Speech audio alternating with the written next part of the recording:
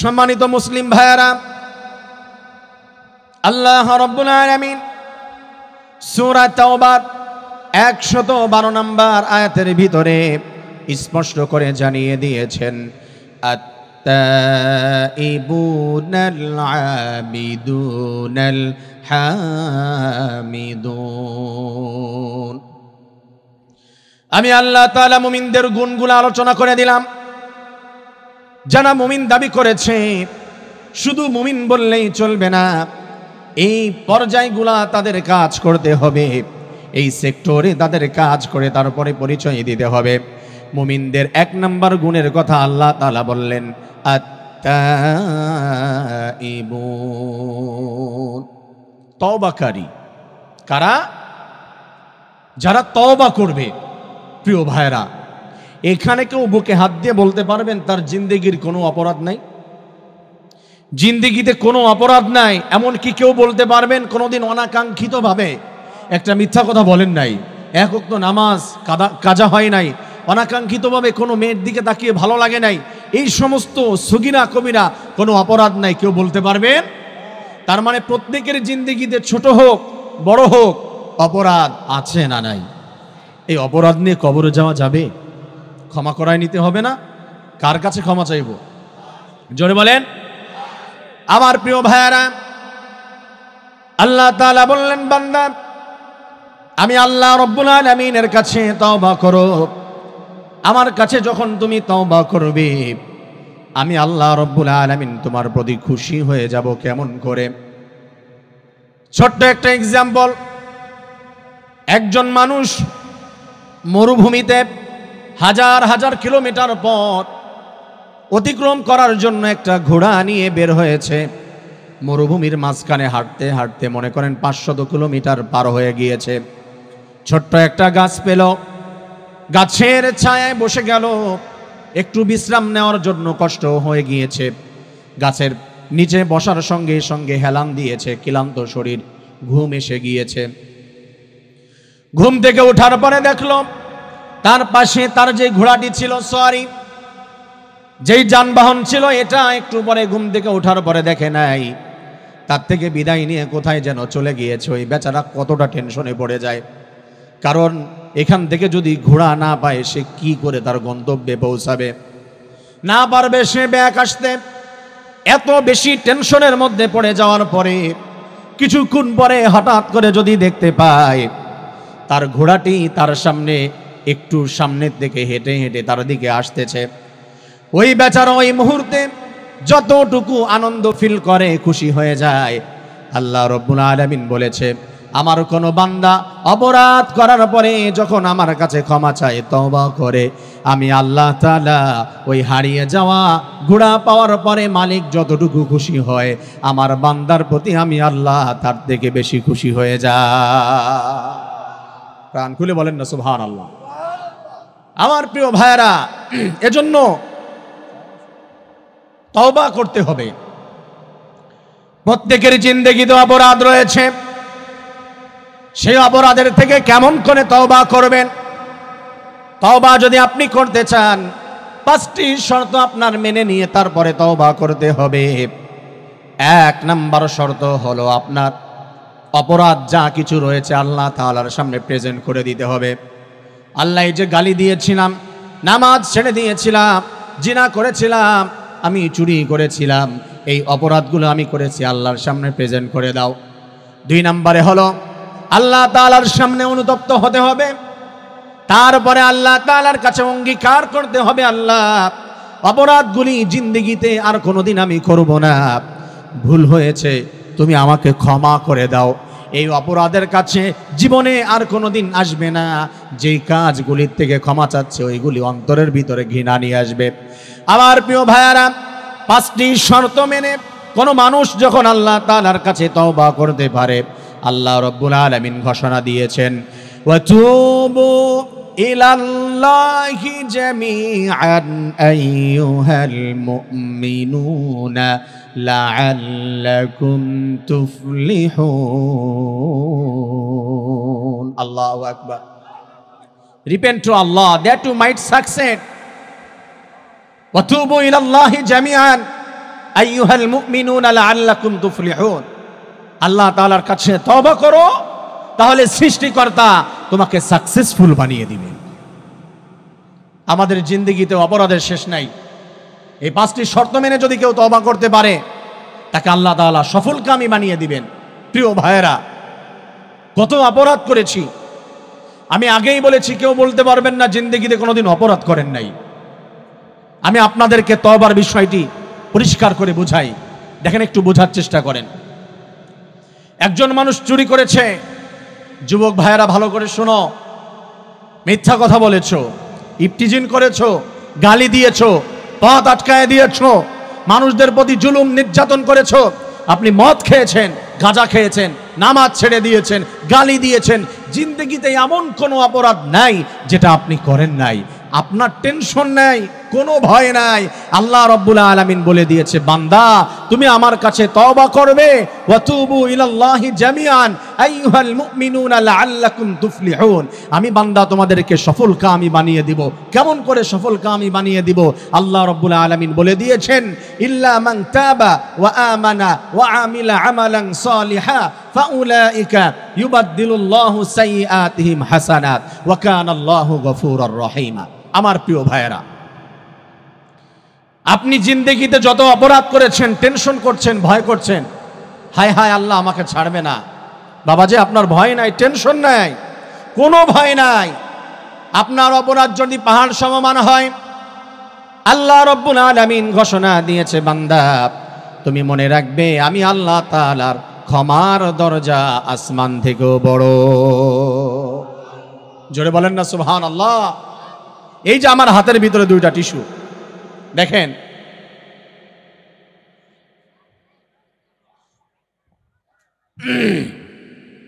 একটা পরিষ্কার, এটা ভালো টিস্যু নই, এটা হচ্ছে অপরিচ্ছন্ন টিস্যু, এটা হচ্ছে পরিচ্ছন্ন। এটা হচ্ছে আপনার আমলনামা, ভালো আমল আছে, এটা হলো খারাপ আমল। আল্লাহ তাআলা যদি চায়, আপনি তওবা করেছেন, আপনার এই আমলনামা আল্লাহ তাআলা জ্বালিয়ে পুড়িয়ে সারখার করে দিবে, পারে না? কিন্তু আল্লাহ কি করে জানেন? রিপেয়ারিং করে। এই টিস্যুটি আল্লাহ তাআলা চাইলে পুড়িয়ে দিতে পারে, কিন্তু না। ফাউলাইকা ইউবাদদিলুল্লাহু সাইয়্যাতিহিম হাসানাত। তুমি চুরি করেছো, তওবা করেছো, আল্লাহর রাস্তায় সদকা করার সওয়াব দিয়ে দিবে। সুবহানাল্লাহ বলে না কেন? গালি দিয়েছেন, তওবা করেছেন, আল্লাহ তাআলার রাস্তায় জিকির করার সওয়াব আল্লাহ দান করে দিবে। নামাজ ছেড়ে দিয়েছেন আপনি, আল্লাহর কাছে এখনই তওবা করেন, আল্লাহ তাআলা নামাজ আদায় করলে যেই সওয়াব, সেই সওয়াব দিয়ে দিবে। তার বাস্তব প্রমাণ, ইবাদদিলুল্লাহু সাইয়্যাতিহিম হাসানাত। আল্লাহ তাআলা চাইলে এটা জ্বালিয়ে পুড়িয়ে শেষ করে দিতে পারে, কিন্তু সৃষ্টিকর্তা তা করেন না। আল্লাহ তাআলা আপনার এই হাতের ময়লা টিস্যুটা পরিবর্তন করে, ধুয়ে মুছে পরিষ্কার পরিচ্ছন্ন করে, এরকম সুন্দর একটা পরিষ্কার টিস্যু আপনার এই হাতে আছে, একটা টিস্যু, আমলনামায় আছে একটা, আপনার গুনাহ আছে একটা। আল্লাহ তাআলা এটাকে পরিবর্তন করে, ক্ষমা করে দিয়ে আপনার এই হাতে দিয়ে দেয়। আপনার আমলনামাটা নষ্ট করে না, নেকি দিয়ে পরিবর্তন করে দেয়, জান্নাতের দরজা খুলে দেয়। তাহলে তার কাছে তওবা করতে রাজি আছেন? ভয় আছে? কোনো ভয় আছে? কিসের ভয়? সে তো বলেছে, কুল ইয়া ইবাদিয়াল্লাযীনা আসরাফু আলা আনফুসিহিম লা তাকনাতু মির রাহমাতিল্লাহ। আমার রহমত থেকে নিরাশ হয়েও না। আরে তুমি কি অপরাধ করেছো? আমি তো 99টা খুন করার পরেও তাকে ক্ষমা করে দিয়েছি। তুমি কি অপরাধ করেছো? আমি তো 100টা জিনা করার পরেও তাকে ক্ষমা করে দিয়েছি। তার সারাটি জীবন সে মদ খেয়েছে, তারপরেও তাকে আমি ক্ষমা করে দিয়েছি। সারাটি জীবন ইফতিজিন করেছে, তাকেও আমি ক্ষমা করে দিয়েছি। সারাটি জীবন নাফরমানি করেছে, আমাকে সিজদা না দিয়ে মূর্তির সামনে সিজদা করেছে, আমি তাকেও ক্ষমা করে দিয়েছি। সারা জীবন আমার নবী রাসূলকে সারা জীবন শুধু কষ্ট দিয়েছে, তারপরেও তওবা করেছে, আমি তাকে ক্ষমা করে দিয়েছি। কিসের ভয় তোমার? কি তোমার অপরাধ আছে? কোনো টেনশন নাই, কোনো ভয় নাই। আজই তওবা করো, তোমার অপরাধগুলো পরিবর্তন করে দিয়ে আল্লাহ নেকি বানিয়ে দিবে, জান্নাত দান করে দিবে। তাহলে সবাই তওবা করতে রাজি আছে ইনশাআল্লাহ? আল্লাহ তাআলা আমাদের জিন্দেগির সমস্ত তওবা কবুল করে নিন, আমিন। তাহলে তওবা কখন করবেন? তওবার ব্যাপারে একটু আপনার জানতে হবে। বোঝার চেষ্টা করবেন তওবা আপনি কি এখন করবেন না? যখন ইজতেমা শুরু হয়ে যাবে, ইজতেমায় গিয়ে তারপরে পরিপূর্ণ ইমানদার হয়ে তারপরে তওবা করে নিব। উমরায় গিয়ে আমি তওবা করে নিব, আমি চরমনায় গিয়ে তওবা করে নিব, এই কথা বললে চলবে না। আপনি যদি তওবা না করেন, আল্লাহ তাআলা বলে দিয়েছেন ওয়ালাইসাতিত তাওবাতু লিল্লাযীনা ইয়া'মালুনাস সাইয়্যাত হাত্তা ইযা হাদারা আহাদাহুমুল মাউতু ক্বালা ইন্নী তুবতুল আনা ওয়ালাল্লাযীনা ইয়ামুতুনা ওয়া হুম কুফফার।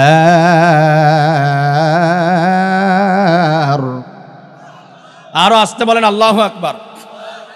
তওবা কখন করবেন আমার প্রিয় ভাইরা? আচ্ছা, বোঝাতে গিয়ে যদি কোনো এক্সাম্পল টেনে কারো গায়ে পড়ে যায়, কোরআনের কোনো এক্সাম্পল দিতে গিয়ে মন খারাপ করবেন? কষ্ট হবে আপনাদের? তাহলে আগাবো। তওবা কখন করবেন আপনি ভালো মতো শুনেন, আমি কোরআন থেকে বলছি। আল্লাহ রাসূল সাল্লাল্লাহু আলাইহি ওয়াসাল্লাম বলছেন ইন্নাল্লাহা লা ইয়াকবালু তাওবাতা আন ইবাদিহি মা লাম ইউগারগির। মৃত্যুর গড়গড়া চলে আসলে, সময় শেষ হয়ে গেলে, অপরাধ করতে করতে শের পুড়িয়ে ফেললে, তারপরে আল্লাহ তাআলার কাছে তওবা করলে ওই তওবা কিন্তু আল্লাহ তাআলা কবুল করবে না। আমার প্রিয় ভাইয়েরা, কখন তওবা করবেন বোঝার চেষ্টা করবেন। সারা জীবন দুর্নীতি করেছেন, সারা জীবন অপরাধ করেছেন, মানুষ ঠকিয়েছেন, দেশের টাকা অন্য দেশের ভিতরে পাচার করেছেন। এখন আপনার শেরপুরে গিয়েছে, আপনার বিপদের সময় চলে এসেছে, আর কোনো পালানোর রাস্তা খুঁজে পাচ্ছেন না। এখন আর আপনার পাশে কেউ নাই, এখন কথা বলার মতো কেউ নাই, সাপোর্ট দেওয়ার মতো কেউ নাই, কাউকে খুঁজে পাচ্ছেন না। তখন যদি আপনি বলেন এখন একটু আমি তওবা করে নেই, আল্লাহর কসম করে বলি মৃত্যুর সময় চলে আসলে তওবা এক মুহূর্তের জন্য কবুল করবেন না। ঘোষণাকার। দুর্নীতি করতে করতে, রাজাকারের বাচ্চা বলে গালি দিয়ে, সন্ত্রাসীর বাচ্চা বলে, মৌলবাদী বলে, জঙ্গি বলে গালি দিয়ে, আমার ছাত্র ভাইদের মুখের উপরে গুলি চালিয়ে হত্যা করে দিয়ে যখন চারপাশে ঘিরে ফেললো, এখন বললেন একটা ভিডিও বার্তা দেই, তাদেরকে আমি সব দাবি মেনে নিতে চাই। ওই মৃত্যুর সময় চলে আসার পরে চারিদিকে যখন বিপদ আপনাকে ঘিরে ফেলবে, ওই সময় আপনি একটা ভিডিও বার্তা যদি দিতে চান, আল্লাহর পক্ষ থেকে সুযোগ দেওয়া হবে না। মুসলমান কথা বলে না কেন? আমি কি মিথ্যা বললাম নাকি? এই সুযোগ যদি আপনিও চান, আপনিও পাবেন না। তার থেকে সব থেকে বড় উদাহরণ আমি তো এই যুগ দিয়ে বুঝালাম, ওই সময় হবে না। দাবি ছিল 29টা, 21টা, 16টা, 9টা দাবি ছিল, সেটাও যখন মানেন নাই, এক দফা দাবিতে যখন চলে এসেছে, ওই সময় আর তওবা করলে, মাপ চাইলে, দাবি দিতে চাইলে কাজ হবে না। এই সমস্ত ব্যবস্থা কোথার থেকে ফয়সালা হয়? আপনিও নিজের জিন্দেগির সাথে একটু মিলিয়ে দেখেন। আপনি এই সময় এসে যদি মাপ চাইতে চান, কাজ হবে না। কারণ আপনার মতো চেষ্টা করেছিল ফিরআউন, আপনার মতো চেষ্টা করেছিল। সে বলছিল আমানতু আন্নাহু লা ইলাহা ইল্লাল্লাযী আমানাত বিহি বানু ইসরাঈল। মৃত্যুর সময় যখন চলে আসলো, চারদিকে আন্দোলন করতে করতে যখন আল্লাহ তাআলার সৈনিকেরা ঘিরে ফেলল, হযরতে মুসা নদীর, নীল নদের ভিতরে, লোহিত সাগরের ভিতরে যখন পড়ে গেল, ফিরআউন নীল নদের ভিতরে পড়ে বলতেছিল, পানির ভিতরে চুবুনি খায় আর বলতে থাকে যে আল্লাহ আমানতু আন্নাহু, আমি ঈমান আনলাম তাহার উপরে, লা ইলাহা ইল্লাল্লাযী আমানাত বিহি বানু ইসরাঈল, বানি ইসরাঈল যার উপরে ঈমান এনেছে আমি তার উপরে ঈমান আনলাম। যখন বিপদ ঘিরে ফেলেছে তখন তওবা করার ফল কি? আল্লাহ তাআলা বলেছে আল আন, এখন, আল আন, এখন এক দফা দাবি মেনে নেবেন। এখন আপনি ভিডিও বার্তা দিবেন, এখন আপনি বলবেন যে আমি আল্লাহর উপরে ঈমান আনছি। আল আন ওয়া ক্বাদ আসাইতা ক্বাবলু ওয়া কুনতা মিনাল মুফসিদিন। তুই তো বড় সন্ত্রাস, তুই তো লম্পট, তুই তো বাটপার, দুর্নীতিবাদ, ফ্যাসিস্ট, স্বৈরাচার, এই দেশের টাকা ওই দেশে পাচার করিস, জুলুম করিস, নির্যাতন করিস, আমার নবী রাসূলের পথ আটকায় দিস, হক কথা বলতে দিস না, দাওয়াত দিতে দিস না। এখন কালিমা পড়ছিস আমার কাছে, আমার আল্লাহ তাআলার কাছে এখন কালিমার চারানার কোনো মূল্য নাই। কার কথা বললাম? এই কোরআনে আছে না নাই? জোরে বলেন আছে না নাই? কষ্ট হবে আপনাদের? খারাপ লাগছে? শেষ করে দিব না চলবে? চলবে? সবাই থাকবেন তো ইনশাআল্লাহ? লিল্লাহে তাকবীর, লিল্লাহে তাকবীর। আওয়াজ দিয়ে ভাব ভালো মনে হচ্ছে না। এই যে এই পিলার থেকে, ওই যে চাচা উপর হয়ে আছে ওইখান থেকে, এই সাইডে যারা আছেন তারা তাকবীর দিবেন, পিছনে স্টপ। লিল্লাহে তাকবীর। ভালো পাওয়ার দেখলাম, দেখি পিছনের হেদের কি অবস্থা। লিল্লাহে তাকবীর। এদের আওয়াজের অবস্থা এত খারাপ কেন? খায় নাই? আপনারা কি খেয়ে আসছেন নাকি? আপনারা খাননি কিছু? না সংখ্যায় কম? দেখি আরেকবার দেন তো লিল্লাহে তাকবীর। আপনারা দেন লিল্লাহে তাকবীর, একসঙ্গে লিল্লাহে তাকবীর। আমার প্রিয় ভাইয়েরা, এগুলো খারাপ লাগে? চলবে এভাবে? হক কথা বললে আল হাক্কু মুররুন, হক কথা কি মিঠা না তিতা? জোরে বলেন। আমার সম্মানিত মুসলিম ভাইয়েরা, আল্লাহ রাব্বুল আলামিন বলেছেন এখনই তওবা করে মুসলমান হয়ে যেতে হবে, তাহলে তোমার কোনো টেনশন নাই, কোনো ভয় নাই। আল্লাহ রাব্বুল আলামিন আবার তওবার ব্যাপারে আরেকটি কথা বলি, আপনি ছেড়ে দেওয়ার পরে আবারও ধরলেন, কাজ হবে না।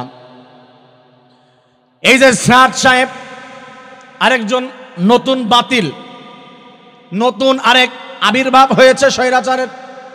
তাবলীগ জামাত নিয়ে যেই সিনেমিনি খেলছে, মুসলমানদের ভিতরে পার্থক্য করার জন্য চেষ্টা করছে, ওই বেচারা তওবা করেছে নাকি তওবা নামা জমা দিয়েছে কিন্তু কাজ ছাড়ে নাই। আপনি তওবা করার স্বীকারোক্তি দেওয়ার পরে যদি কাজ থেকে ফিরে না আসেন, এই তওবার আল্লাহ তাআলার কাছে কোনো লাভ হবে না।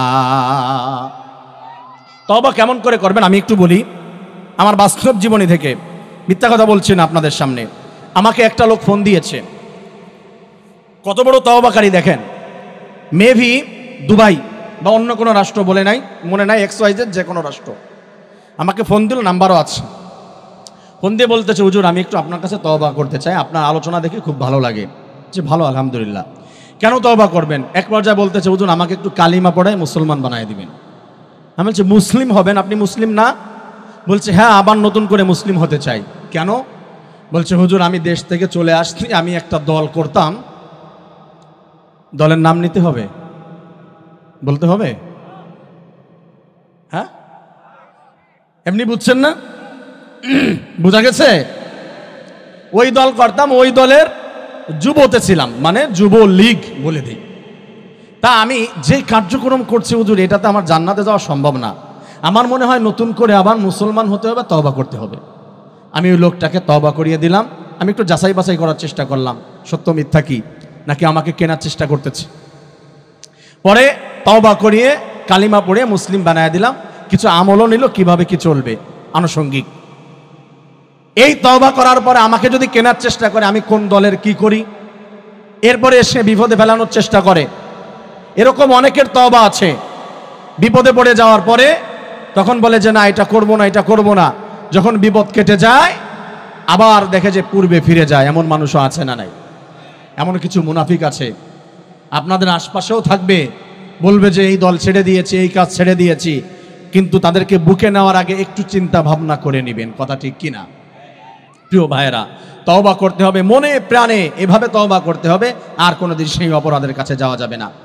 আল্লাহ রাব্বুল আলামিন 2 নম্বর শব্দ আজকের আয়াতে আমাদের জন্য রেখে দিয়েছেন, আল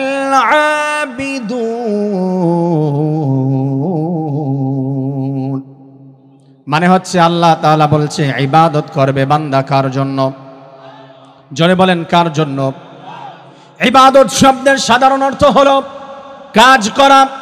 দুনিয়াতে আপনি যখন প্রথম এসেছেন, দুনিয়াতে আসার সঙ্গে সঙ্গে আপনার কার্যক্রম শুরু হয়েছে। একটা সময় আপনি বুঝে করেছেন, আরেকটা সময় বুঝে করেন নাই। আপনি না বুঝে কাজ করেছেন, দুনিয়াতে আসার পরে আমরা কান্না করে দিয়েছি। এটা একটা কাজ কিনা? এখন বলে আপনি কি করছেন? আমি কিছু করি না, বসে বসে ওয়াজ শুনি। এটাও একটা কাজ। ফোন দিলাম, বন্ধু কি করিস? কিছুই করি না। চুপচাপ বসে আছি। চুপচাপ বসে থাকাটা একটা কাজ। আমার প্রিয় ভাইয়েরা, আল্লাহ তাআলা বলছে আমার বান্দারা কাজ করবে আমাকে খুশি করার জন্য। জিন্দেগিতে প্রত্যেকটি সময় আমাদের কার্য সম্পাদন করছি, 24টি ঘন্টা আমরা কাজ করি, কিন্তু আমাদের এই কাজের ভিতরে আল্লাহ তাআলা কোনটায় খুশি হবে আর বেজার হবে এইটা আমাদের জানার দরকার আছে। আল্লাহ তাআলা ঘোষণা দিয়েছেন, وَمَا خَلَقْتُ الْجِنَّ وَالْإِنسَ إِلَّا لِيَعْبُدُونَ। আমি জিন এবং মানুষদেরকে সৃষ্টি করেছি কেবলমাত্র শুধুমাত্র ইবাদত করবে কার? এখানে একটু বোঝার চেষ্টা করেন, সময় তো বেশি নিব না, এই জন্য একটা আয়াত নিয়ে বেশি সময় গেলে হবে না, তাওবা নিয়ে বেশি চলে গিয়েছে। কাজ করবে, ইবাদত করবে 24টি ঘন্টা, এটা কার অর্ডার? আমরা কি 24 ঘন্টা ইবাদত করি? জোরে বলেন, 24 ঘন্টা ইবাদত করি? আপনাদেরকে ছোট্ট একটা টিপস শিখিয়ে দিব, পদ্ধতি, সেটা যদি আপনি করেন তাহলে 24 ঘন্টা আপনি ইবাদত করতে পারবেন। শিখতে চান সেটা? না শিখতে চাই না। শিখতে চান? শিখতে চান সবাই? হাত তোলেন। আলহামদুলিল্লাহ, হাত নামান। আমার প্রিয় ভাইয়েরা, আপনাদেরকে যদি বলি ইবাদত 24টি ঘন্টা কেমন করে করবেন, আমার সঙ্গে খালি উত্তর দিবেন। একটা মানুষ কেমন করে বিবাহ করবে ইসলামে আছে না নাই? স্ত্রীর সাথে কিভাবে সময় দিবে ইসলামে আছে না নাই? বাচ্চা কিভাবে প্রসব করবে, গর্ভে বাচ্চা আসার পরে কার্যক্রম একটা মায়ের কি হবে ইসলামে আছে না নাই? বাচ্চা দুনিয়াতে চলে আসলো, বাচ্চা কিভাবে আসবে, আসার পরে প্রথম যে কাজ করতে হবে সেটা রাসূলের আদর্শে আছে না নাই? বাচ্চাটা একটু কয়েকদিন যাওয়ার পরে বাচ্চাকে মাথার চুল ফেলে দিতে হবে, সুন্দর নাম রাখতে হবে, আকিকা করতে হবে, ইসলামিক ভ্যাকসিন, এটার সিস্টেম আছে না নাই? ওই বাচ্চা একটু বড় হওয়ার পরে তাকে নামাজের আদেশ দিতে হবে, কেমন শিক্ষা দিবেন ইসলামের মধ্যে আছে না নাই? এভাবে একটু শিক্ষা দীক্ষা নেওয়ার পরে আপনি বড় হয়ে যাবেন, ব্যবসা বাণিজ্য করবেন, ইসলামের নীতিমালা আছে না নাই? আপনার ইসলামের ভিতরে এমন কিছু নাই যেটা নাই, সব কিছু আল্লাহ তাআলা তুলে ধরেছেন। আল-ইয়াউমা আকমালতু লাকুম দীনাকুম ওয়া আতমামতু আলাইকুম নি'মাতি ওয়া রাদিতু লাকুমুল ইসলাম দীনা। আল্লাহু আকবার। আমার মুসলমানেরা শোনো, একটা সন্তান জন্ম নেওয়ার পর থেকে মৃত্যু পর্যন্ত তার কার্যক্রমগুলো কি হবে আল্লাহ তাআলা সব বলে দিয়েছেন। শিক্ষা নীতির ভিতরে ইসলাম আছে না নাই? ব্যবসা নীতির ভিতরে ইসলাম আছে না নাই? রাজনীতির ভিতরে কোরআন আছে না নাই? আওয়াজ কম পালাম কেন? রাজনীতিতে ইসলাম আছে না নাই? কোরআনে রাজনীতি আছে না নাই? জোরে বলতে হবে, আছে না নাই? ইনস্ট্যান্ট আপনি আমাকে 100 প্রশ্ন করবেন, 100 প্রশ্নের উত্তর দিয়ে দিব। কুরআনুল কারীমের ভিতরে রাজনীতি আছে না নাই আপনাকে বুঝিয়ে দিব। তার মানে কোরআনে শুধু রাজনীতি নাই তা নয়, সমাজের রাজনীতি বলতে যেটা বোঝায় সর্বপ্রথম আল্লাহ কোরআনের ভিতরে রাজনীতি দিয়ে ভরপুর করেছে। রাজনীতি বলতেই তো কোরআন, কোরআনের বাইরে রাজনীতি হতে পারে না। কোরআন আপনি ভাই বুঝবেন, ইনস্ট্যান্ট প্রশ্ন করবেন, এখানে আদব সহকারে কোনো বাধা নাই। আমার আলোচনার ভিতরে আমি প্রশ্ন করতে দিই না তা না, কিন্তু বেয়াদবি করা যাবে না। আমি আপনাকে বুঝাই, একটু শোনেন, তারপরে আপনার প্রশ্নের উত্তর পেয়ে যাবেন। রাজনীতি, কোরআন মানেই তো রাজনীতি। কোরআনের বাইরে এটা রাজনীতি না, এটা পেট নীতি, এটা চেয়ার নীতি, এটা পকেট নীতি, ক্ষমতা নীতি। এটা রাজনীতি নয়, এটা অর্থনীতি। কিভাবে জোরপূর্বক একটা চেয়ারে বসে মানুষের প্রভুতে রূপান্তরিত হওয়া যায়, অর্থ উপার্জন করা যায়, এই যে কলা কৌশল, এইটাকে আপনি রাজনীতি বলবেন? নেভার। এটা কখনোই রাজনীতি হতে পারে না। রাজনীতি হলো রাজকীয় নীতিমালা, রাজার নীতিমালা, সেটার নামই হচ্ছে রাজনীতি। রাজাকে জলে বলেন, রাজাধিরাজ কে? তার নীতিমালার নাম কি? তাহলে কি বোঝা গেল এটা রাজনীতি? কথা কি বুঝেছেন? এরপরও না বুঝলে প্রশ্ন করেন, এটাই হচ্ছে রাজনীতি। যদি আপনাকে প্রশ্ন করি, বলুন তো 23 বছর আল্লাহ রসুল কুরআনুল কারীম বাস্তবায়ন করার জন্য চেষ্টা করেছে, উনি রাষ্ট্রপ্রধান ছিলেন না? তাহলে উনি কোন প্রক্রিয়ায় রাষ্ট্রপ্রধান হলেন? জোর করে, স্বৈরাচারী করে, জুলুম নির্যাতন করে। তো উনি যে 23 বছর রাষ্ট্র পরিচালনা করেছে, রাসূলের আদর্শ এটা সুন্নাত হতে পারে না। রাজনীতি প্রত্যেকটি মুসলমানদের জন্য ফরজ করেছে কে? আপনি না বুঝলে হাজারবার প্রশ্ন করবেন, আমি আপনাকে বুঝিয়ে দিব। আল্লাহ রাব্বুল আলামিন বলে দিয়েছে সর্বক্ষণ তোমার ইবাদত করতে হবে। কেমন করে করবি? আর রাজনীতি যদি তুমি না মানো, আপনারা বলেন তো হযরত ওমর রাদিয়াল্লাহু তাআলা আনহু অর্ধজাহানের প্রেসিডেন্ট ছিলেন, উনি কোন প্রক্রিয়ায় ক্ষমতায় এসেছিল? জোর করে, রাজনৈতিক সিস্টেমে না। তাহলে উনি কোরআনটা বাস্তবায়ন করার চেষ্টা করেছে, এটা দিয়ে রাজনীতি করেছে। অতএব কেউ যদি বলে কোরআনে রাজনীতি নাই, ইসলাম ভিত্তিক রাজনীতি হতে পারে না, আমি বলি যে আপনার ভিতরে ঈমান নাই। কথা ঠিক কি না? বুঝতে হবে, এখান থেকে জ্ঞান নিতে হবে। শুধু চিল্লালে কাজ হবে না আমার প্রিয় ভাইয়েরা। এটা যদি আপনারা মানতে পারেন, বলেন শিক্ষানীতির ভিতরে ইসলাম আছে না নাই? অর্থনীতির ভিতরে ইসলাম আছে না নাই? আপনার জিন্দেগির এমন কোনো কাজ দেখাতে পারবেন মৃত্যু থেকে নিয়ে কবরের ভিতরে একটা মানুষকে কেমন করে রাখবে, সেটাও ইসলামের মধ্যে রয়েছে। অতএব আল্লাহর রাসূল সাল্লাল্লাহু আলাইহি ওয়াসাল্লাম আমাদেরকে সব দেখিয়ে দিয়েছে। লাকাদ কানা লাকুম ফি রাসূলিল্লাহি উসওয়াতুন হাসানাহ। তোমার রাসূলের মধ্যে, তোমাদের নবীর মধ্যে হযরত মুহাম্মদুর রাসূলুল্লাহ সাল্লাল্লাহু আলাইহি ওয়াসাল্লামের মধ্যে আমি আল্লাহ উত্তম সমস্ত আদর্শগুলি তুলে ধরেছি। উত্তম আদর্শ, সব উত্তম আদর্শগুলো তুলে ধরেছেন।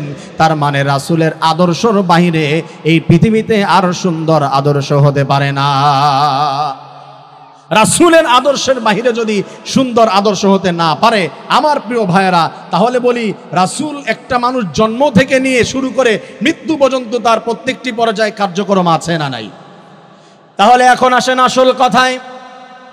24টি ঘন্টা আপনাদেরকে ইবাদত করার জন্য আমি অঙ্গীকার করেছি যে আপনাদেরকে শিখিয়ে দেব কেমন ভাবে করবেন। আপনি সকাল থেকে ঘুম থেকে ওঠার পরে আল্লাহর রাসূলের নিয়ম অনুযায়ী দোয়া পড়ে উঠবেন, নামাজ আদায় করবেন, তারপরে আপনি কোরআন তেলাওয়াত করবেন, আমল করবেন, ব্যক্তিগত কাজে চলে যাবেন, স্কুল কলেজ ইউনিভার্সিটি, আপনার মার্কেটে চলে যাবেন, আপনার খেতে চলে যাবেন। রাসূলের আদর্শ অনুযায়ী আপনি সারাদিন কার্যক্রম করবেন। আল্লাহ রাব্বুল আলামিন বলে দিয়েছে শুধু তাই নয়, রাতের বেলা তুমি তোমার স্ত্রীর সঙ্গে সময় দিবে। তোমার গোপন সময়টাও যদি আল্লাহর রাজি খুশি অনুযায়ী রাসূলের আদর্শ অনুযায়ী হয়ে যায়, আল্লাহ তাআলা বলেছে সেকেন্ডে সেকেন্ডে নেকি দান করবেন কে? জোরে বলেন মুসলমান কে? এ যুবক ভাইয়েরা প্রাণ খুলে বলো কে? আল্লাহ তাআলা। তাহলে রাসূলের আদর্শ অনুযায়ী মানুষ যা করবে তার ভিতরে সওয়াব আছে না নাই? তাহলে আপনি সারাক্ষণ যা করবেন এটাই তো ইবাদত। খাওয়া ইবাদত, কথা বলেন ঠিক কিনা? বাজার করা ইবাদত, পড়াশোনা করা ইবাদত, রাজনীতি করা ইবাদত, কাউকে যদি গালিও দিতে হয় সেখানেও ইবাদত আছে না নাই? এই যে গালির কথা শুনলে আপনারা ই করতে পারেন নাই। যদি কেউ মুনাফিকি করে, মুনাফিক একটা গালি না? সাধারণত কাফের একটা গালি না? কেউ যদি বানরামি করে, আপনি যদি স্বৈরাচার বলেন, এটা একটা গালি না? আমি যদি আপনাকে বলি চাচা আপনি স্বৈরাচার, আপনি কি খুশি হবেন আমার প্রতি? হুজুর গালি দিলেন কেন? আমি কি করেছি? তা এটাও কোন মানুষের প্রতি যা কিছু হবে রাসূলের আদর্শ অনুযায়ী হলে সেটা হয়ে যাবে হচ্ছে আপনার সুন্নাহ তরিকায় ইবাদত হয়ে যাবে। এই জন্য 24টি ঘন্টা আমরা ইবাদতের পথ খুঁজে পেলাম আমার প্রিয় ভাইরা। আসুন সামনের দিকে চলে যাই। আল্লাহ রাব্বুল আলামিন 3 নম্বর শব্দে আমাদের জন্য রেখে দিয়েছে আল হামিদুনাস সাইহুন। প্রশংসা হয়ে যাবে কেবলমাত্র শুধুমাত্র একজনের নামে, তার নাম কি? সবাই পড়ুন না আলহামদুলিল্লাহি রাব্বিল আলামিন। সমস্ত প্রশংসা কেবলমাত্র শুধুমাত্র তোমার জন্য। আল্লাহ তাআলা বলেছে আমার হামিদ বান্দাগুলি যারা আমার প্রশংসা করে তাদেরকে যা কিছু দিয়েছি এটা নিয়ে আমার উপরে প্রশংসা করে, এবং অল্প দুষ্ট থাকে। আমরা যা কিছু পেয়েছি বলুন তো কার পক্ষ থেকে পেয়েছি? না, আমি অর্জন করেছি। এত কষ্ট করে ব্যবসা করলাম, 2 কোটি টাকা ইনভেস্ট করলাম ঈদের সময়, আর ব্যবসায় লাভ হয়েছে, এখন বলবো যে আলহামদুলিল্লাহ আল্লাহ দিয়েছে। তা আমি প্রচেষ্টা করলাম, আল্লাহ তাআলা কই দিল? আপনার থেকে আরো বেশি টাকা ইনভেস্ট করে ব্যবসায় ধরা খেয়ে পড়ে আছে, আছে না নাই? লাভ, ভালো মন্দ, সুখ দুঃখ সবকিছু দেওয়ার মালিক কে? সর্ব অবস্থায় প্রশংসা কার হবে? এখন যারা বিপদের মধ্যে আছেন তাদেরও প্রশংসা কার হবে? সুদিন দিবেন কে? আল্লাহ তাআলা। কোনো মুসলমান, কোনো মুমিন কখনো ঘাবড়ায় যেতে পারে না, সে আল্লাহ তাআলার প্রশংসা করবে। আল্লাহ তাআলা ঘোষণা দিয়েছে, টেনশন নাই, ভয় নাই। লাইন শাকারতুম লাযীদান্নাকুম ওয়া লাইন কাফারতুম ইন্না আযাবি লাশাদীদ। আল্লাহু আকবার। তুমি যদি আমার প্রশংসা করো নিয়ামত পাওয়ার পরে, আমি আল্লাহ তোমার নিয়ামতকে আরো বৃদ্ধি করে দিব। আর যদি প্রশংসা না করো তাহলে আমার আযাব অনেক বড় কঠিন, আমি আযাবের ভিতরে তোমাদেরকে ফেলে দিব। আমার প্রিয় ভাইয়েরা, বলুন তো কোনো মানুষের নামে প্রশংসা করা যাবে নাকি? কিন্তু আমরা তো নির্বাচন চলে আসলে 2 কাপ চা খেয়ে একজনের নামে সাফাই গিয়ে দেই, অমুক ভাইয়ের চরিত্র ফুলের মতো পবিত্র, নামাজ পড়ে না 1 ওয়াক্ত। কথা বলেন, আছে না নাই? প্রশংসায় ভাসিয়ে দেই। এই 1 কাপ চায়ের মাধ্যমে আপনি প্রশংসা করে কি করেছেন আপনি জানেন না। যখন কোনো ফাসিকের জন্য, বেঈমানের জন্য, ফ্যাসিস্টের জন্য যদি প্রশংসা করা হয়, আল্লাহ তাআলা বলেছে আমার আরশ থরথর করে গোসায় কাঁপতে থাকে। প্রশংসা করা যাবে না। আমি একবার প্রশংসা করেছিলাম আমাদের ওই পারে, যে আমাদের দেশের জন্য সবথেকে বড় একটি রহমত হলো আমাদের দক্ষিণবঙ্গের জন্য পদ্মা সেতু। এটা যিনি চেষ্টা প্রচেষ্টা করেছে, এটার জন্য আল্লাহ তাআলা তাকে উত্তম প্রতিদান দান করুক। আমাদের বুবুর নাম নিয়েছিলাম। কার নাম? কথা বলে না। বুবুরে চেনেন না? হাসু আপু। এই আপার নাম নেওয়ার পরে আমাকে কয়েকজন দল, হুজুর তার নাম বললেন কেন? আমি বললাম যে ভাই, আমাদের এই পদ্মা সেতু হওয়ার পিছনে তার তো কার্যক্রম আছে, তার চেষ্টা আছে না? অবদান নাই? ভাই এভাবে ভুলে গেলে চলবে না। সে তো কিছু না কিছু করেছে তো। সে তো মেট্রো রেল করেছে, যদিও সেখান থেকে মনে করেন 5 টাকার কাজ করলে আরো 25 টাকা চুরি করেছে, সেটা কথা বাদই দিলাম, নাই বললাম, এটা সবাই জানে। কিন্তু কথা হলো, সে তো চেষ্টা প্রচেষ্টা করেছে, এতটুকু প্রশংসা তো করতেই পারি। এইখানে বাধা দিচ্ছেন কেন? বলছে না, তার নাম মুখে আনা যাবে না। আমি বলছি সে তো আমার সম্পর্কে নানি লাগতো, এখন যদিও পরিচয় দিতে চাই না, নানি লাগতো, কারণ নানা বাড়ি ওই এলাকায়, লতায় পাতায় পেঁচায় কোনো একভাবে লাগতো। এই জন্য আমি মনে করেন আমার নানির নামই বলেছি। আমাদের দক্ষিণবঙ্গের জন্য এটা রহমত, আল্লাহর পক্ষ থেকে হয়েছে। সে যতটুকু করেছে, চুরু করুক আর ভালো করুক, যা কিছু করেছে, ক্ষমতা দিয়েছেন কে? জোরে বলেন কে? এভাবে আল্লাহ তাআলার যদি প্রশংসা আদায় না করি তাহলে কাজ হবে না। আবার যখন কোনো মানুষ ভালো কাজ করে, ভাই তার প্রশংসা করতে হবে তাৎক্ষণিক, প্রশংসা না করলে চলবে না। কারণ সব তো খারাপ কাজ করে নাই, কিছু কিছু ভালো কাজ। একটু আগে আসার পথেই একজন বলতেছিল, ভাই অনেক ভালো কাজ করেছে, ওনার আরও কিছুদিন থাকার দরকার ছিল। কিরকম? রাস্তাঘাট আরো বেশি ভালো হয়ে যেত। আমি বলছি হ্যাঁ, আরো কয়েক বছর থাকলে আপনাকে কিছুদিন পরে ইন্ডিয়া নিয়ে যেত, চীন নিয়ে যেত, আমেরিকা, বলতো যে আপনি আমাদের লোক। কেন? আপনার আমি কিনে ফেলেছি। কেন? কিসের জন্য? আপনার মাথা পিছু ঋণ আছে হচ্ছে 5 লক্ষ টাকা, দেন আর না হয় চলেন আমাদের সাথে। চায়নারা তো কুচি কুচি করে খাইয়ে ফেলে, দেখেন না, ফ্রাই করে। ওরা তো আপনারা দেখেছেন না, আফ্রিকার জঙ্গলে ধরে ধরে ফ্রাই করে খেয়ে ফেলে। কিছুদিন পরে ওই ফ্রাই হইতেন, আপনি একটু ওয়েট করতেন, তাই দেখতে পারতেন। তা আমি বলতেছিলাম যে না, এটা নয় যে সে থাকবে কি থাকবে না, কথা হলো সে করেছে ভালো কাজ, কিন্তু তার পিছনে আমাদের যতটুকু বাঁশ দিয়েছে, এই বাঁশ টানতে টানতে ডক্টর ইউনূসের জীবন শেষ হয়ে যাবে। এই বাঁশ বের করতে করতে জীবন শেষ হয়ে যাবে। এই জন্য কিছু কিছু ভাইয়েরা এখন চেষ্টা করতেছে চট করে বুবুকে দেশে নিয়ে আসার জন্য। আল্লাহ তাআলা তৌফিক দান করেন, আমিন। জোরে বলবেন না আমিন? মন খারাপ করছেন? আপনারা চান কি চান না তাকে? আলহামদুলিল্লাহ, সে দেশে আসুক, আমরা চাই। আল্লাহ কবুল করুন, আমিন। আর তার উত্তম ফয়সালা দেশের মানুষ তাকে করবে। কথা বলে না কেন? অনেকে ঘুমাচ্ছে না রাতের বেলা। আমাকে বললাম তো একটু আগেই, একজন উপজেলা চেয়ারম্যান ফোন দিয়ে বলতেছে, হুজুর আসল খেলা দেখাবো। বলছি কবে দেখাবেন? সে বুবু কিন্তু অলরেডি গোপালগঞ্জ। আমি বলছি যে ভাই, ঘুম নষ্ট করে অবস্থা করেন না, খালি খালি এই স্বপ্ন দেখেন না, ও কোনোদিন বাস্তবে রূপ নেবে না।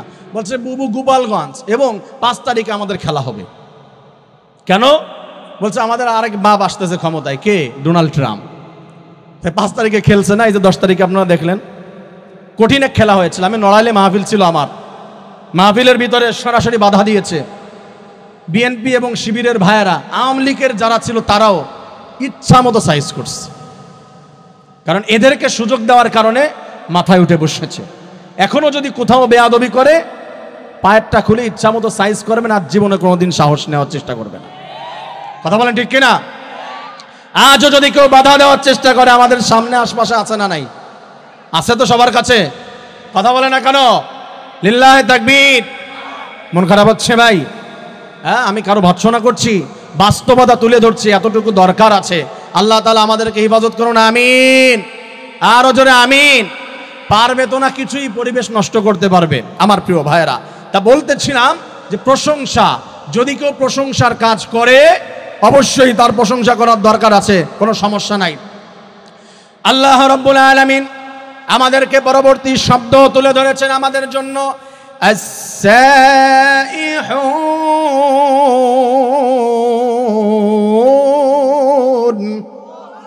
আরো জোরে আল্লাহু আকবার।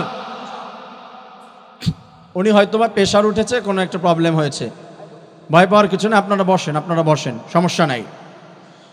আল্লাহ রাব্বুল আলামিন বলেছে, আমার বান্দারা সিয়াম পালন করবে কেবলমাত্র শুধুমাত্র আমার জন্য। আমাদের সিয়াম না খেয়ে থাকা, অনাহারে থাকা, এটা কার জন্য হবে? আল্লাহ তাআলার জন্য। আমার প্রিয় ভাইয়েরা, আল্লাহ তাআলা এখানে সিয়াম বলতে, রোজা বলতে শুধু রোজা বোঝায় নাই। রোজা বলতে আল্লাহ তাআলা বলে দিয়েছে, আমার মুসলমানেরা শুনো, আমার কোনো বান্দা, রোজা শব্দের অর্থ হলো না খেয়ে থাকা। সিয়াম মানে নির্দিষ্ট সময় না খেয়ে থাকা।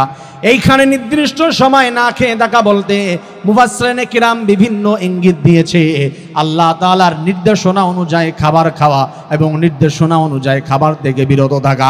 আল্লাহ রাব্বুল আলামিন বলে দিয়েছে, বান্দা তুমি হালাল খাবে, হালাল উপার্জন করবে, হারাম থেকে দূরে থাকবে, সেইটাই আল্লাহ তাআলা বলেছে। আজ তোমার ক্ষমতা থাকার পরে টেবিলের উপর দিয়ে, নিচ দিয়ে, বিভিন্ন দিক দিয়ে নেওয়ার চেষ্টা করবে, সামনে পিছন দিয়ে, চলে বলে কলে কৌশলে এবং বিভিন্নভাবে জুলুম নির্যাতন করে নেওয়ার চেষ্টা করবে। এইগুলার থেকে বিরত থাকো। আর আমার যেই বান্দাগুলি আজ তোমরা রোজা রাখতেছো, তোমার বাড়ির পাশে কাউকে দেখতে পাও একটা দল করার কারণে হঠাৎ করে আঙুল ফুলে কলা গাছ হয়ে গেল, তুমি টেনশনে পড়ে গেলা, মন খারাপ হয়ে গেল, কিনে এত টাকার মালিক হয়ে গেল, তোমার টেনশনের কিছু নাই। কারণ হলো ইফতারির সময় একজন মুসলমান, একজন রোজাদার যেই মজা পায়, একজন যে রোজা রাখে নাই, ইফতারির সময় পুরান ঢাকার সমস্ত খাবার সামনে আসলেও সেই মজা পায় না। এই দুনিয়ার থেকে তুমি মদ খেতে পারো না, এই দুনিয়ার থেকে তুমি যা কিছু ইচ্ছা তাই খেতে পারো না। হাসরের ময়দানে আল্লাহ যখন জান্নাতের ব্যবস্থা করে দিবে, বলুন তো জান্নাতে যারা যাবে তাদের জন্য মদের ব্যবস্থা আছে না নাই? যারা বলেন আছে না নাই? মদ খেতে চাই কে কে? লিল্লাহে তাকবীর। কেউ খেতে চায় না? আমি একা খাবো নাকি? মদ খাইতে চান না আপনারা? আরে কথা বলে না। আরে দুনিয়ার মদ না, জান্নাতের মদ খেতে চাই কি চাই না? সবাই চান। লিল্লাহে তাকবীর, আলহামদুলিল্লাহ। এরপর হাত উঠায়নি, মনে করছে হুজুর মনে হয় পেঁয়াজ দিয়ে কিছু একটা বলবে। আরে জান্নাতের মদ এমন হবে না, দুনিয়াতে পান্তা ভাত পচায়, ফল পচায়, দুর্গন্ধজনিত মদ, যেই বোতলগুলো খাওয়ার জন্য নেতারা পাগল ছিল, খাটের নিচে বস্তাকে বস্তা, বোতলকে বোতল পাওয়া যেত, এই মদ না। জান্নাতের মদ মানুষ একবার মুখের ভিতরে দিবে, কয়েক কিলোমিটার দূরের থেকে তার মুখ থেকে সুগন্ধি বের করে দিবেন কে? আরো জোরে বলেন কে? সেই মদ খাবো তো আমরা ইনশাল্লাহ। আরে নিয়ত রাখতে হবে, তার জন্য জান্নাতে যাওয়ার দরকার আছে না নাই? একদিন মদের ব্যাপারে আলোচনা করা হলো যে মদ খেতে চাস কে কে? প্রথমে জান্নাতের কথা বলি নাই, মদ খায় কে কে? একজনে হাত তুলছে, হুজুর মদ খাই আমি। কিন্তু তুই মদ খাস কি লেগে? হচ্ছে মদ খাই, আপনারা বলছেন জান্নাতে মদ আছে। পাশ দিয়ে কয়েকটা বন্ধু ছিল, বস পাগল নাকি তুই, সবার ভিতরে দাঁড়িয়ে বলছিস যে মদ খাস? বলছে হুজুর আপনি বলেন জান্নাতে মদ আছে না? 100% জান্নাতে মদ আছে, কিন্তু এই মদ না। কয় না, শুনেন, মদ প্রথমে কি মদ খাইতে পারা যায়? কেউ খাইতে পারে, খাইলে তো মাতলামি করে, পাগলামি করে, সহ্য করতে পারে না। তা জান্নাতে মদ খাওয়ার আমার পরিপূর্ণ আকাঙ্ক্ষা রয়েছে এবং আমি ঢক ঢক করে খাবো। এর জন্য দুনিয়ায় আমি প্র্যাকটিস করতেছি। দুনিয়ায় জান্নাতের মদ খাবে, এর জন্য দুনিয়াতে মদ খেয়ে প্র্যাকটিস করতেছে। প্রথমবার খাইলে তুই বাঁচবি, তুই তো পাগল হয়ে যাবি, মাতাল হয়ে যাবি, তা জান্নাতে কি পাগল? এর লেগেই তো আমি বলতেছি আমি দুনিয়ায় মদ খেয়ে খেয়ে আগে প্র্যাকটিস করতেছি। তো এরকম প্র্যাকটিস করা যাবে না কিন্তু। আবার যাবে? মদ খান কেউ? কেউ খান? খাইলেও কে হাত তো দেখানো যাবে না এই জায়গায়। আপনারা তো ঢাকার একটু সাইডে পড়েছেন, পুরান ঢাকার ওদিকে, ঢাকার স্থানীয় বা আশপাশের যারা আছে এরা আবার আনন্দের দিন হইলে একটু কয়েক ঢোক না খাইলে ভালো লাগে না, এদের অভ্যাসে পরিণত হয়ে গেছে। ভৎসনা করছি না, আনন্দের দিন। হায় রে যুবক, আনন্দের দিন তুমি দুর্গন্ধজনিত মদ খেয়ে আনন্দ উদযাপন করবে, এটা কিভাবে হয়? আনন্দের দিন একটু মদের ব্যবস্থা করে। কিরে বন্ধু, কি অবস্থা, তোর বার্থডে কবে? অমুক মাসের 3 তারিখে। দেখ কিছু হবে নাকি? বলছে কি হবে নাকি? কই যে ভিজা শুকনা কিছু হবে, ইঙ্গিত দেয়, তার মানে বোতল টোতল কিছু হবে নাকি? এটা নয়। আনন্দের সময় তুমি এই সমস্ত দুর্গন্ধজনিত খাবার খাবে কেন? পচাগন্ধ খাবার খাবে কেন? আল্লাহ তাআলার দুনিয়াতে আল্লাহ যে নিয়ামতগুলো দিয়েছে এইগুলারই তো অভাব নাই। ভালো ভালো খাদ্য খাও, যেগুলো পুষ্টি হয়, শরীরে শক্তি যোগায়। এবং আনন্দের দিন যেটা করা উচিত, সব থেকে বেশি প্রশংসা করতে হবে কার? জোরে বলেন কার? আমার প্রিয় ভাইয়ারা, কোন রোজাদার যখন আল্লাহ তাআলার জন্য রোজা রাখবে, কঠিন হাসরের ময়দানে আল্লাহ বলেছে আস-সাওমু লি ওয়া আনা আজজি বিহি, আমার কোন বান্দা রোজা রেখেছে কেবলমাত্র আমার জন্য, আর রোজাদারের প্রতিদান হাসরের ময়দানে নিজ হাতে দান করবেন কে? আল্লাহ কুদরতি হাতে দিবেন। ওয়া আনা আজজি বিহি, রোজা যিনি রাখেন তার প্রতিদান আল্লাহ তাআলা কি দেবেন আল্লাহ তাআলার সংখ্যা বলেন নাই। তার মানে হলো কঠিন একটি ব্যাখ্যা, সেটি হলো একজন মানুষের জান্নাতে যাওয়ার জন্য যতটুকু নেকির প্রয়োজন হবে আল্লাহ রাব্বুল আলামিন রোজাদারের হাতে ততটুকু নেকি দান করে দিবেন। প্রাণ খুলে পড়েন সুবহানাল্লাহ। রোজা সবাই রাখি ইনশাআল্লাহ? যুবক ভাইরা রোজা রাখি? আমরা ইয়াং মানুষ, আমরা কি রোজা রাখতে পারি হুজুর? আছে না ভাব, আছে না? আমরা ইয়াং ছেলেবেলা আমরা রোজা রাখবো, কি বুড়ারা রাখবে রোজা? তোমরা রোজা রাখবা না? মা বোনরা রোজা রাখে আমাদের এখানে? রাখে না? চেহারা নষ্ট হয়ে যাওয়ার ভয়তে রোজা ছেড়ে দেয়। রোজা রাখলে চেহারার ভিতরে লাবণ্যতা এবং বরকত সৌন্দর্যতা কে দেয়? জোরে বলেন কে? আমার প্রিয় ভাইয়েরা, আসুন তাহলে রোজা আল্লাহ তাআলার জন্য হবে। আল্লাহ রাব্বুল আলামিন পরবর্তী শব্দ রেখেছে আর-রাকিউনাস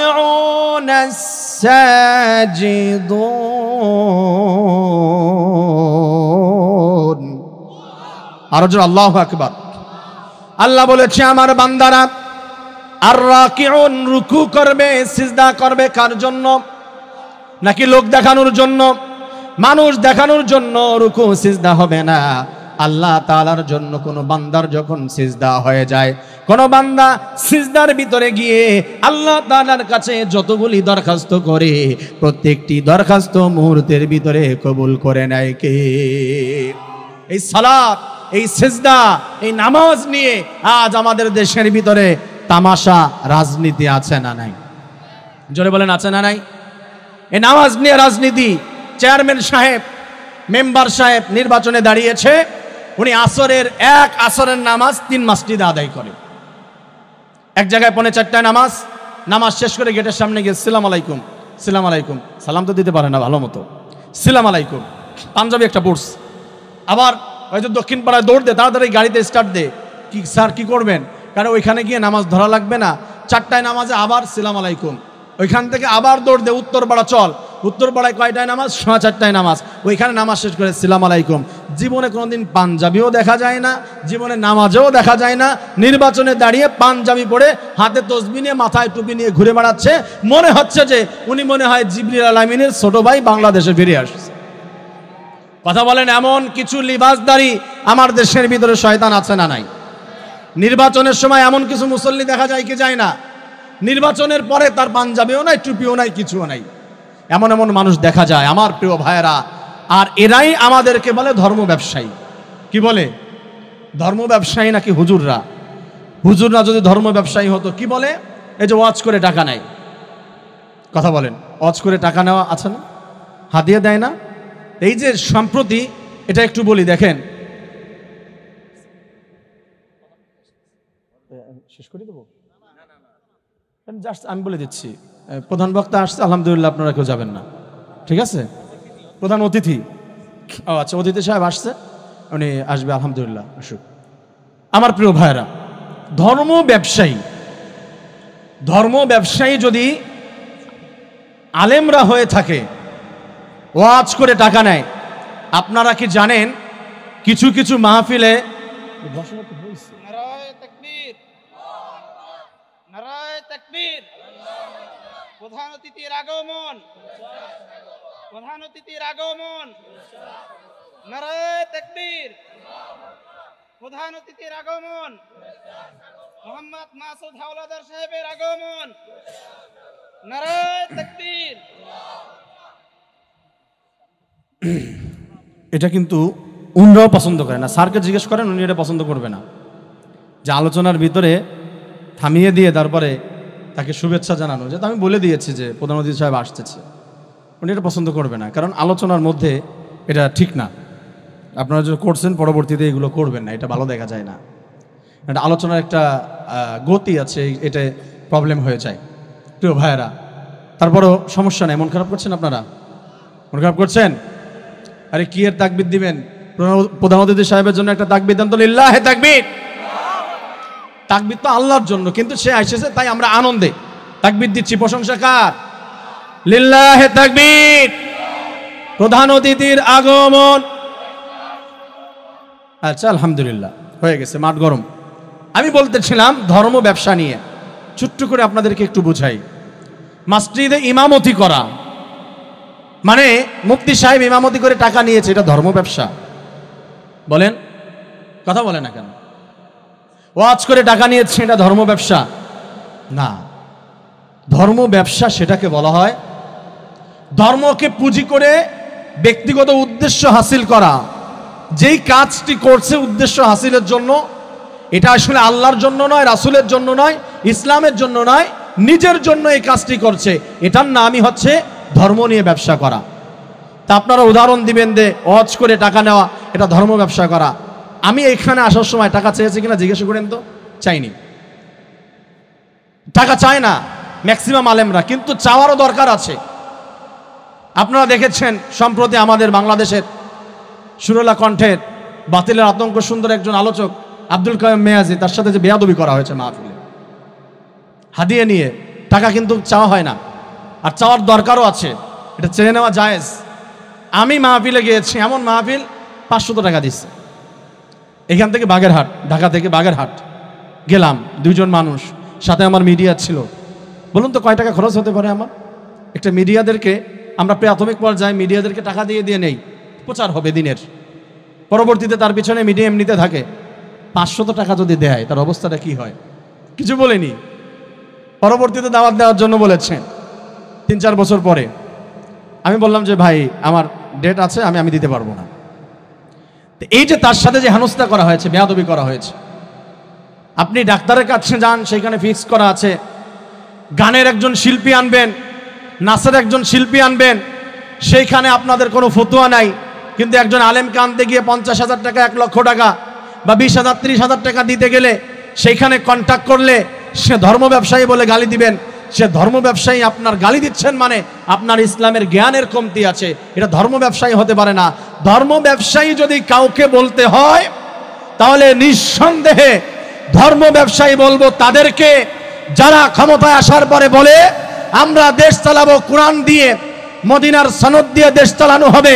ঘুম থেকে ওঠার পরে আমি চোখে সর্বপ্রথম জায়নামাজ খুঁজি, আমি প্রথম কোরআনুল কারীম খুঁজি, আমি রাতের বেলা 200 রাকাত নামাজ আদায় করি, আমি সারা দিনে তাহাজ্জুদের নামাজ আদায় করি, আমি 5 ওয়াক্ত নামাজ মানি না, আমি নামাজ মানি যে 6 ওয়াক্ত, তাহাজ্জুদ 1টা ওয়াক্ত, তাহাজ্জুদ গুজারি।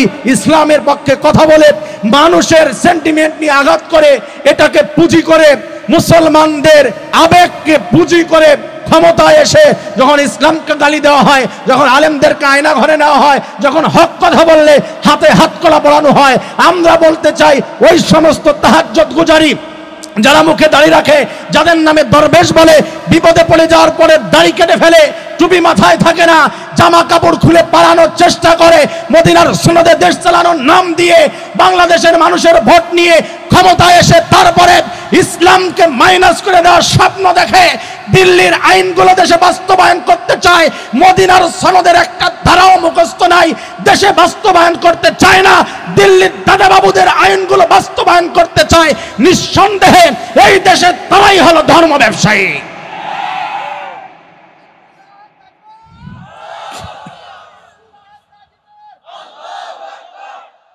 আমার প্রিয় ভাইরা, কষ্ট পাচ্ছেন আপনারা? আমরা বলতেছিলাম যে ধর্ম ব্যবসা করা যাবে না, ধর্মকে পুঁজি করে কাজ করা যাবে না। সালাত হবে কার জন্য? জোরে বলতে হবে, কার জন্য? আরো জোরে, কার জন্য?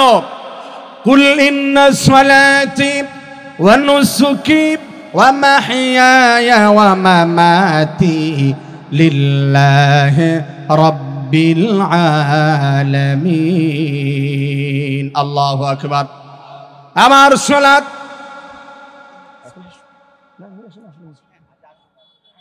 আমার সালাত, আমার কুরবানি, আমার জীবন, আমার মরণ শুধুমাত্র কেবলমাত্র একজনের জন্য। তার নাম কি? কোন বান্দা যখন আল্লাহ তাআলার জন্য সালাত আদায় করতে পারে, হাসরের ময়দানে যেদিন আপনার নেতা আপনার পরিচয় দিবে না, নিঃসন্দেহে পরিচয় দিবে না। আল্লাহ তাআলা বলে দিয়েছেন, ওয়াকালা শাইতানু লাম্মা কুদিয়াল আমর ইন্নাল্লাহা ওয়া'দাকুম ওয়া'দাল হাক্কি ওয়া ওয়া'আদতুকুম ফাআখলাফতুকুম ওয়া মা কানা লি আলাইকুম মিন সুলতানিন ইল্লা আন দা'উতুকুম ফাস্তাজাবতুম লি ফালা তালুমুনি ওয়া লুমু আনফুসাকুম মা আনা বিমুসরিখিকুম ওয়া মা আনতুম বিমুসরিখিয়া ইন্নী কাফারতু বিমা আশরাকতুমুনি মিন ক্বাবল ইন্নাজ জালিমিনা লাহুম আযাবুন আলীম। আল্লাহু আকবার। নেতা সাহেব আপনার কর্মীরাই করেছে, আমি জানি না কিছু। পীর সাহেব আপনার মূর্তিরাই কাজ করেছে, আপনার মুরিদরাই কাজ করেছে, আমি জানি না কিছু। মূর্তিকে বলা হবে যে তোমাকে যারা সিজদা দিয়েছিল এই কাজ করেছে, আমি জানি না কিছু। ইমাম সাহেব আপনার মুসল্লিরা এই কাজ করেছে, আমি জানি না কিছু। কেউ কারো পক্ষে কোনো কথা বলবে না। আপনার বাবা আপনাকে চিনবে না, আপনার ভাই চিনবে না, আপনার বন্ধু চিনবে না। ওয়া উম্মিহি ওয়া আবি ওয়া সাহিবাতিহি ওয়া আখি, সবাই আপনাকে দূরে দিয়ে চলে যাবে। সেদিন আল্লাহ তাআলা বলছে, বান্দাদের কপালের ভিতরে আমি একটা চিহ্ন দিয়ে দিব। সেই চিহ্ন কি? ফি উজুহিহিম মিন আতারিস সুজুদ। আমি কপালের ভিতরে সিজদার চিহ্ন দিয়ে দিব। আমি আল্লাহ তাআলা বলবো, যাদের কপালের ভিতরে সিজদার চিহ্ন পাওয়া যায়, হাতের ভিতরে ওযুর চিহ্ন পাওয়া যায়, ওই বান্দাগুলোকে তোমরা ধরে ধরে সম্মান দিয়ে ফুলের মালা গলায় দিয়ে জান্নাতে নিয়ে যাও। সুবহানাল্লাহ। তাহলে আমাদের নামাজ কার জন্য? আরো জোরে, কার জন্য? আমার সম্মানিত মুসলিম ভাইয়ারা, আল্লাহ তাআলার জন্য নামাজ। আসতে বলেন, ওই যে এখান থেকে ডাকতেছে, যান। নামাজ যদি আল্লাহ তাআলার জন্য হয়ে যায়, বান্দার কোনো টেনশন নাই। আল্লাহ রব্বুল আলামিন হাসরের ময়দানে জান্নাত দিয়ে দিবেন নামাজের বিনিময়ে। আল্লাহ তাআলা আমাদেরকে শেষ পর্যায়ে বলেছেন, আল-আমিরুনা বিল মা'রুফি ওয়ান-নাহুনা আনিল মুনকার। সৎ কাজের আদেশ করতে হবে, অসৎ কাজের নিষেধ করতে হবে। এটা আল্লাহ রব্বুল আলামিনের আদেশ। আমার প্রিয় ভাইয়েরা, আমাদের সমাজে যখন ইসলাম বিরোধী, কোরআন বিরোধী কোনো কার্যক্রম দেখা দেয়, তখন আমাদের আদেশ করা এবং সেটা নিষেধ করা, বাধা দেওয়ার প্রতি আদেশ করেছেন কে? জোরে বলেন, কে? ইসলাম বিরোধী কার্যক্রম দেখলে বাধা দেওয়ার পথে আদেশ কার? মান রাআ মিনকুম মুনকারান ফালইয়ুগাইয়ির বিয়াদি ওয়া মান লাম ইস্তাতি ফাবিলিসানিহি ওয়া মান লাম ইস্তাতি ফাবিকলবিহি ওয়া যালিকা আযআফুল ঈমান। ইসলাম বিরোধী, কোরআন বিরোধী, সমাজ বিরোধী কার্যক্রম যখন দেখবে, সর্বপ্রথম বাধা দিতে হবে কি দিয়ে? কথা বলেন, মন খারাপ করছেন? আসাদ ভাই আসতে, আমি কি ছেড়ে দেবো এখনই? আমি 2-1 মিনিটের ভিতরে ছেড়ে দিব। সে সম্মানী মানুষ, তাকে আমি বসায় কথা বলবো না। এটা শেষ করেই, এই কথাটা বলে আমি শেষ করে দিব। আয়াতটা শেষ করে 2-3 মিনিট, বেশি না। আপনারা শুনবেন, মন খুলে কোরআনের তেলাওয়াত শুনবেন এবং আলোচনা শুনবেন, কলিজা ভরে যাবে ইনশাআল্লাহ।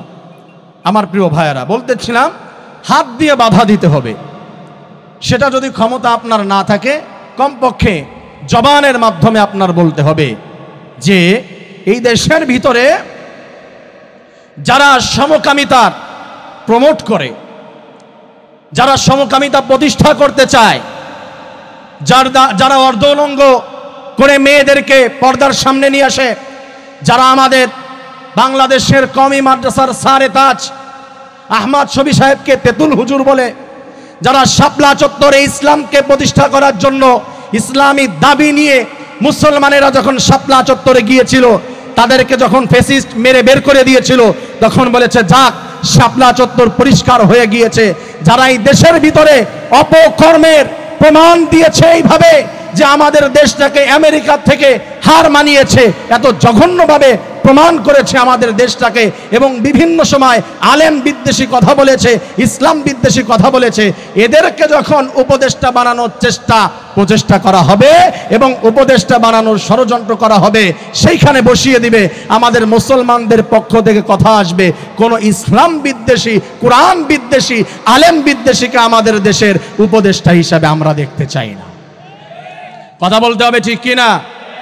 যদি সেইখানে হয়ে যায় তাদের ব্যাপার ভাই, কিন্তু আপনার কমপক্ষে মুখের যদি স্লোগানটুকু আপনি দিতে না পারেন, এই কথা যদি না বলতে পারেন, হাসরের ময়দানে আল্লাহ তাআলার কাছে ধরা আছে না নাই? আমরা চাই ইসলাম বিদ্বেষী, কোরআন বিদ্বেষী এই দেশের ভিতরে আমাদের ভাগ্য নির্ধারণ করার জন্য উপদেষ্টা কেউ এখানে বসতে পারবে না। আমরা একটা কথা সব থেকে বেশি খারাপ লাগে, আপনাদের শেষ করে দেব আমি এইখানেই, সব থেকে বেশি খারাপ লাগে এতগুলা উপদেষ্টা নেওয়া হচ্ছে, কিন্তু আলেমদের পক্ষ থেকে একজনকে এক সাইডে বসায় রেখেছে। আলেমদের মধ্যে থেকে কি শিক্ষিত মানুষ নাই? কথা বলে না, তারা কি বুঝে না? আপনারা কি বুঝতেছেন? আমরা খবরও জানি না, হঠাৎ করে একজনকে নিয়োগ দিয়ে দেওয়া হচ্ছে। এতটুকু আমরা বলি, আমি নিজে ভাই যুদ্ধ করেছি, আমি যুদ্ধ বলি এটাকে, আল্লাহ মাফ করুক, আপনি কি ভাববেন জানি না। তা আমরা তো এখানে হাজার হাজার আলেমরা ছিল, ছাত্ররা ছিল, সবাই ছিল, এত কষ্ট করে দেশটাকে আমরা স্বাধীন করেছি, এখন সেইখানে আলেমদের ভূমিকা থাকবে না? এটা তো হতে পারে না।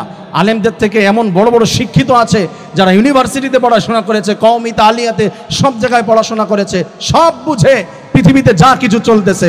আমরা চাই যে এমন মানুষ নেন, আলেমদের নিয়েন না, সেজন্য আমরা যে বাধা দিব তা বলছি না, কিন্তু এমন কাউকে নিবেন যে আমাদের দেশের পরিবেশ নষ্ট হবে, এমন কাউকে আমরা উপদেষ্টা হিসাবে দেখতে চাই না। আল্লাহ কবুল করুন, আমিন। আরো জোর বলে আমিন। এই যে আল আমিরুনা বিল মারুফ ওয়ান নাহুনা আনিল মুনকার, অসৎ কাজের নিষেধ করতে হবে, সৎ কাজের আদেশ দিতে হবে। ওয়াল হাফিজুনা লিহুদুদিল্লাহ, আল্লাহ রাব্বুল আলামিনের হক, আল্লাহ তাআলার হুদুদ, এই কুরআনুল কারীম বাস্তবায়ন করার জন্য যারা প্রচেষ্টা করবে, সংগ্রাম করবে, ইসলামী আন্দোলন করবে, তাদের কথাই বলেছে ওয়াল হাফিজুনা, যারা হেফাজত করবে লিহুদুদিল্লাহ, হদগুলো। এই কোরআন কার? জোরে বলেন কার? এটা হেফাজত করার দায়িত্ব কার? হ্যাঁ, আল্লাহ। আল্লাহ তো বলছেন সে হেফাজত করবে, ইন্না নাহনু নাযালনা যিকরা ওয়া ইন্না লাহু লাহাফিজুন। কিন্তু শুধু আলেমরাই কি এটা হেফাজতের জন্য ময়দানে নামবে? সমস্ত মুসলমানদের দায়িত্ব আছে না নাই? আমার প্রিয় ভাইয়েরা, তার জন্য সবার কাজ করতে হবে, যার যার স্থান থেকে সোচ্চার থাকতে হবে। ইসলাম বিরোধী, কোরআন বিরোধী কোনো কাজ যেন দেশের ভিতরে হতে না পারে, এই ব্যাপারে আমরা সবাই একমত থাকবো সবসময় ইনশাআল্লাহ। আল্লাহ রাব্বুল আলামিন বলেছে, বান্দারা এটা যদি তোমরা রাখতে পারো তাহলে মুমিনদের গুণগুলি তোমার অর্জন হয়ে গেল। ওয়া বাশশিরিল মুমিনিন, তোমাদেরকে আমি গুড নিউজ দিয়ে দিলাম, আমি আল্লাহ রাব্বুল আলামিন তোমাদেরকে জান্নাত দান করে দেব। সুবহানাল্লাহ, প্রাণ খুলে বলেন না সুবহানাল্লাহ। আমার প্রিয় ভাইরা, আজকের আলোচনার মাধ্যমে আমি মুমিনদের গুণাগুণগুলি কিভাবে অর্জন করতে হবে এগুলি আলোচনা করেছি। যদি কেউ কষ্ট পেয়ে থাকেন ক্ষমা সুন্দর দৃষ্টিতে দেখবেন, আমি ক্ষমা প্রার্থী। যদি আমার কোনো ভুল হয়ে থাকে আল্লাহ তাআলা যেন আমাদের সবার স্মৃতিপট থেকে দূর করে দেয়, হক কথাগুলি আমরা সবাই যেন আমল করতে পারি, আল্লাহ তাআলা তৌফিক দান করেন। আজকের আলোচনা এখানে ইতি টানছি। আসসালাম।